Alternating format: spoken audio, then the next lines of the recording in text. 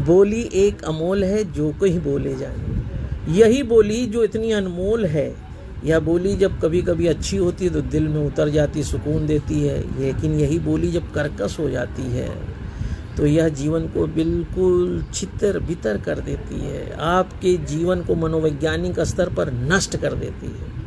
लेकिन यह मानवाधिकार का विषय कभी नहीं बन पाई।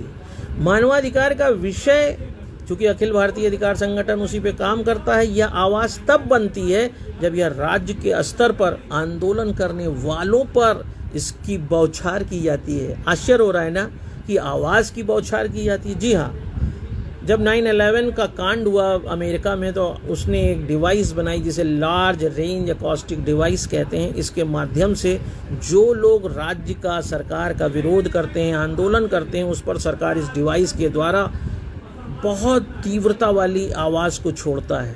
हम जानते हैं कि जो डेसिबल होता है, यानी एक बेल को जब 10 बार बजाया जाए वो 1 डेसिबल होता है। हमारा कान 45 डेसिबल तक की आवाज़ को आराम से सुनता है, लेकिन जैसे जैसे उससे डेसिबल बढ़ता जाता है हमारे कान पे दबाव बढ़ता है, कान के पर्दों पर दबाव बढ़ता है, हमें झंझनाहट, सरदर्द होने लगता है और यह स्थिति 80 डेसिबल आते आते बहुत खतरनाक हो जाती है। और 120 डेसिबल और या 150 डेसिबल की स्थिति पहुंचने पर व्यक्ति के कान के पर्दे फट सकते हैं, वह बहरा हो सकता है, दिमाग की नसें फटने लगती हैं, भयंकर सर दर्द होता है, आदमी को बेहोशी आ सकती है, शरीर में अकड़न हो सकती है, न्यूरो प्रॉब्लम हो सकती है।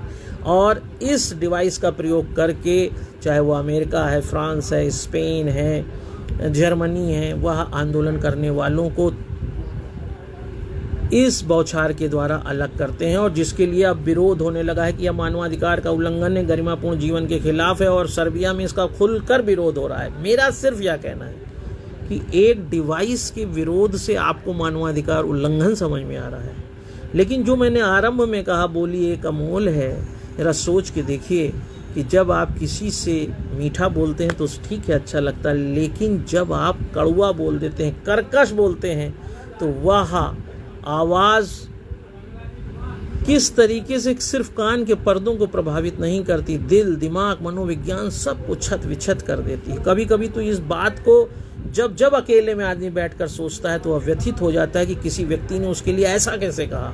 और यही आवाज़, यही बोली आपको जिंदा लाश बना देता है। आप उबर नहीं पाते हैं, आप अवसाद में चले जाते हैं। लेकिन हम कभी इस तरह की आवाज़ से होने वाले मानवाधिकार उल्लंघन की क्या बात करते हैं? सोच कर देखिए किस आवाज़ से मानवाधिकार उल्लंघन ज़्यादा हो रहा है, लार्ज रेंज एकॉस्टिक डिवाइस से या आपकी बोली से? बताइएगा ज़रूर आलोक चांटिया को।